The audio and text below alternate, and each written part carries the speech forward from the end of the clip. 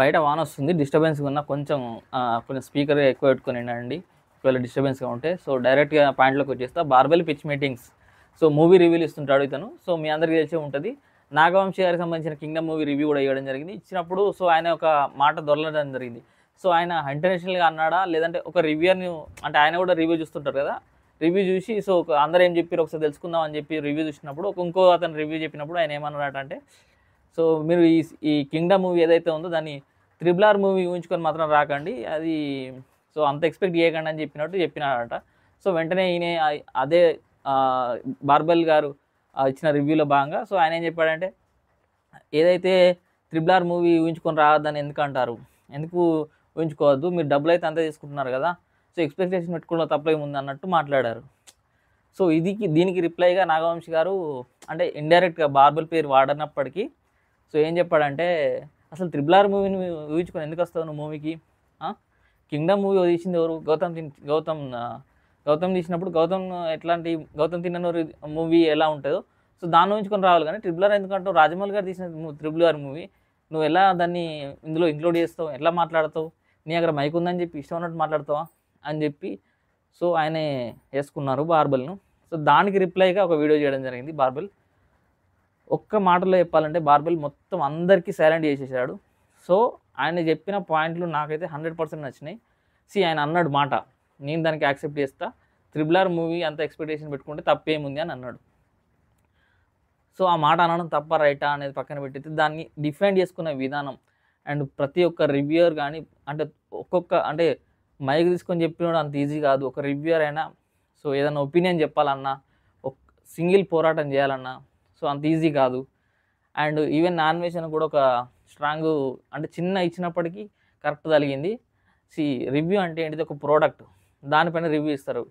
Families పైన మాట్లాడతారు కొందరు ఎడ్డిగాళ్ళు, అంటే నేను చెప్తున్నది, కొందరు ఉంటారు మదర్స్ పైన, సిస్టర్స్ పైన, ఫ్యామిలీని తీసుకెళ్తే వాళ్ళు ప్రోడక్ట్ కాదు, సో వాళ్ళని రివ్యూ ఎవరు చేయరు, ఫ్యామిలీ ఇట్ ఇస్ రిలేషన్స్ అని ఎక్కడ తగలనో నాన్వేషన్ అక్కడ తగిలేలా మాట్లాడారు.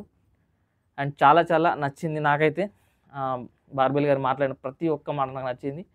సో ఎందుకంటే నేను కూడా రివ్యూ ఇస్తుంటా, సో ఎవరి ఒపీనియన్ ఆడదు. నాకు నచ్చింది మూవీ కింగ్డమ్, అండ్ నాకు నచ్చలేదు, it's a different thing.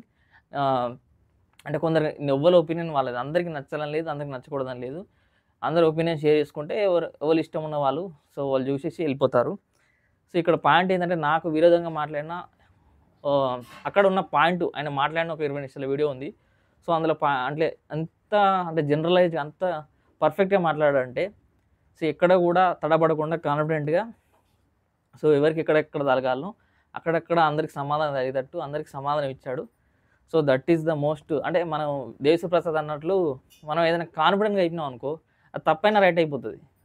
So ఆయన RRR మూవీ గురించి అన్నాడా లేదని పక్కన పెట్టేయండి, అంటే అన్నాడు కావచ్చు, బట్ ఆయన తీసుకున్న స్టేట్మెంట్లు, ఆయన తీసుకున్న అంటే ఒక బిర్యానీ ఎగ్జాంపుల్ కానీ సో అంతా చెప్పిన తర్వాత సో ఇగో ఆయన అన్న కూడా ఓకే అని అనిపించేది అది మాట్లాడాడు.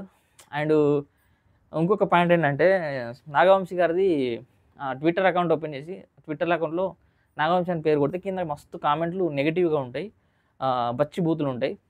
బట్ స్టిల్ ఆయన ఎవరి మీద కూడా యాక్షన్ తీసుకోడు.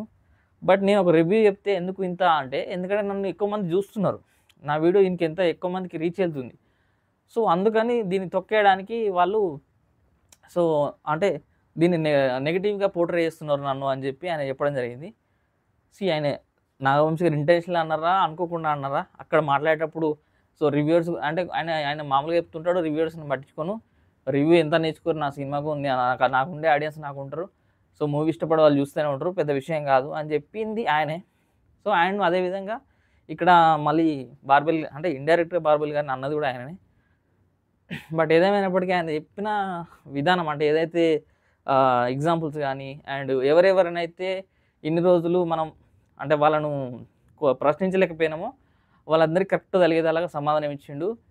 సో అందుకు మాత్రం హ్యాట్స్ ఆఫ్ బార్బెల్. సో ఏదో పొగుడుతున్నాను అనుకోకండి, నేను ఓపెన్గా చెప్తున్నా, బార్బెల్ రివ్యూకి నేను చెప్పిన రివ్యూలకి సంబంధం ఉండదు. బట్ స్టిల్ నేను ఈ యొక్క విషయంలో అంటే ప్రతి ఒక్కడు అంటే ఒంటరిగా ఎదిగేటువంటి వచ్చినావా వాళ్ళందరికీ కాన్ఫిడెన్స్ ఇచ్చిండు. సో థ్యాంక్ యూ బార్బెల్, అంతే.